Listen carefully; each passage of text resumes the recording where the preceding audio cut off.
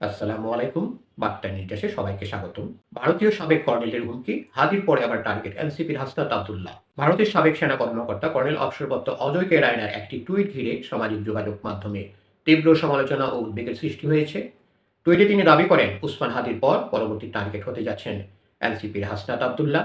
Colonel অবসরপ্রাপ্ত রায়না একজন নিরাপত্তা বিশ্লেষক এবং প্রায় ৩০টি বইয়ের লেখক হিসেবে তিনি পরিচিত। বিতর্ক আরও গভীর হয় যখন ওই পোস্টে তিনি কোথায় গুলি করা দরকার তা উল্লেখ করে বলেন, গুলি করতে হবে ঘাড়ে, মাথায় নয়। প্রথমে তাকে নিশ্চুপ করাতে হবে এবং ছোট ছোট ভুলগুলো শুধরে নেওয়া হবে। এই বক্তব্য সামাজিক যোগাযোগ মাধ্যমে ব্যাপক প্রতিক্রিয়ার জন্ম দেয়।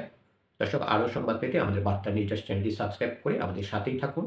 এক্সে পোস্টটি প্রকাশের পর বাংলাদেশের বিভিন্ন প্রভাবশালী মিডিয়া হ্যান্ডেলার একে দেশটির রাজনৈতিক ব্যক্তিত্বের বিরুদ্ধে সরাসরি হত্যার হুমকি হিসেবে আখ্যা দেন।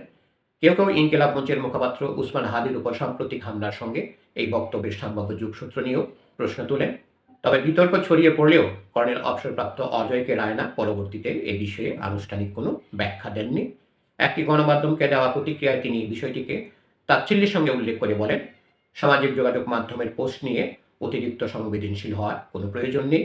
একই সঙ্গে তিনি মন্তব্য করেন, বাংলাদেশের উচিত ভারতীয় নিরাপত্তা ইস্যুতে বেশি বাড়াবাড়ি না করা, কারণ এতে পরিস্থিতি শান্ত হওয়ার বদলে আরও উত্তপ্ত হতে পারে। ধন্যবাদ সবাইকে এতক্ষণ ধরে আমাদের পাশে থাকার জন্য।